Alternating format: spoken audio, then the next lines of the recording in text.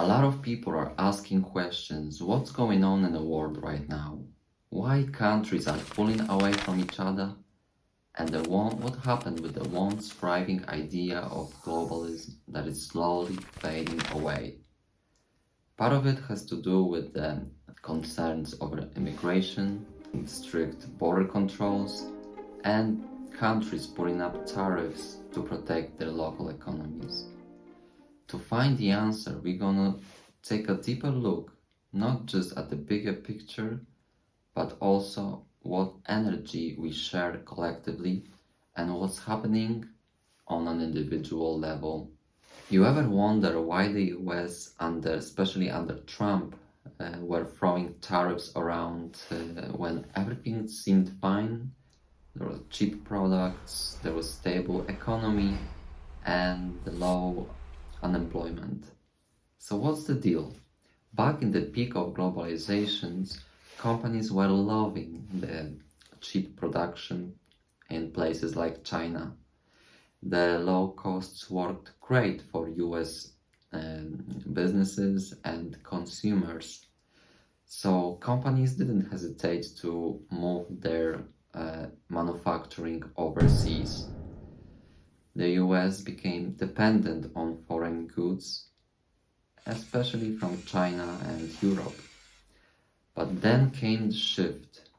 Trump got re-elected. And he wasn't just looking at the short-term gains. His message was to not be vulnerable.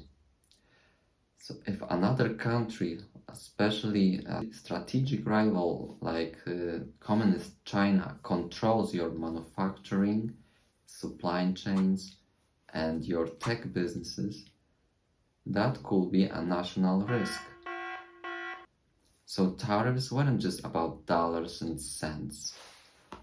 They were about national sovereignty, making sure the US isn't easily manipulated or dependent if the tension will rise.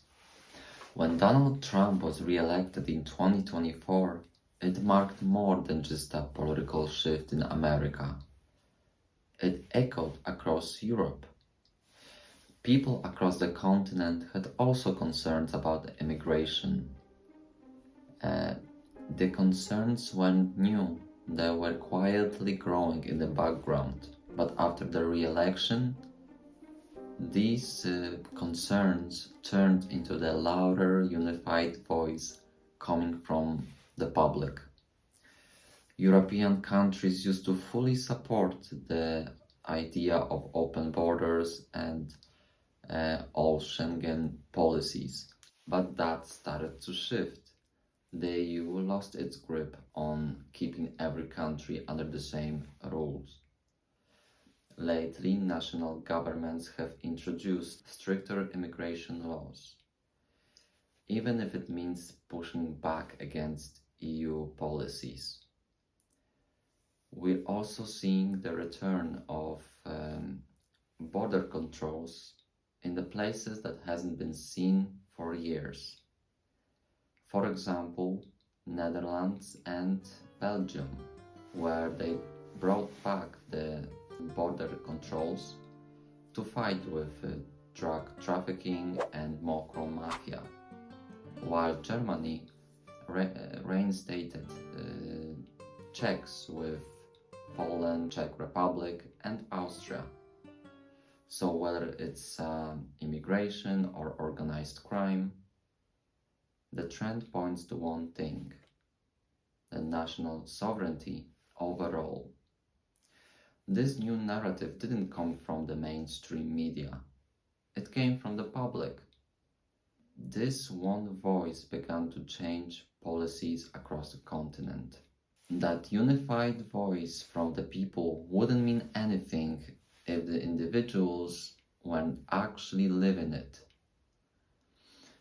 This quiet revolution began when we took the responsibility for ourselves, when we chose to act as a sovereign beings in our daily lives.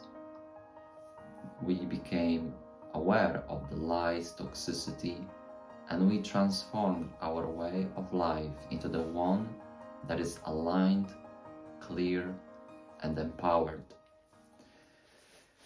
This movement of consciousness started to ripple through the quantum fabric, reaching all corners of the world. And suddenly, this phrase, as above, so below, takes a new meaning. Change at the top can only happen when there is an alignment at the ground level.